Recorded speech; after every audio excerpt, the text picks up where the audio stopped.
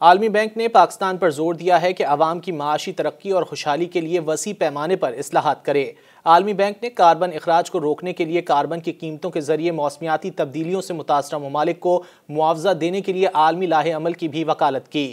Dawn اخبار کی report کے مطابق ورلڈ بینک کے نائب صدر برائے جنوبی ایشیا مارٹن رائسر نے خصوصی گفتگو میں پاکستان کو درپیش بہت سے مسائل کے لیے توانائی، پانی اور محصولات کے شعبوں میں اصلاحات کے فقدان کو ذمہ دار ٹھہرایا اور سرمایہ کاری بالخصوص توانائی کے شعبے میں معاہدوں کے تقدس کے تحفظ پر زور دیا۔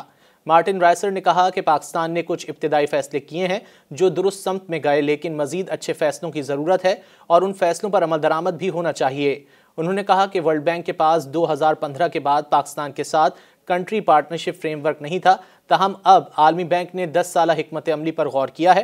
مارٹن رائسر نے کہا کہ موسمیاتی تبدیلیوں سے نمٹنے کے لیے قیمتوں کا تعین کرنے والے آلات کی ضرورت ہے جو کاربن کے اخراج کو کم کر سکے۔ انہوں نے بتایا کہ چونکہ عالمی بینک موسمیاتی تبدیلی سے نقصانات کی بحالی کے لیے COP28 میں قائم کیے گئے فنڈ کی میزبانی کر رہا ہے، لیکن اس فنڈ کے لیے بہت زیادہ عطیات کی ضرورت ہے۔ موسمیات میں سرمایہ کاری کا کم از کم 50% ان ممالک کی مدد کے لیے استعمال ہوگا جو موسمیاتی بحران کے ذمہ دار نہیں لیکن باقاعدگی سے اس سے متاثر ہوتے ہیں۔ انہوں نے کہا کہ پاکستان توانائی کی بہت زیادہ قیمتیں ادا کر رہا ہے جس نے معیشت کو بڑے پیمانے پر متاثر کیا ہے۔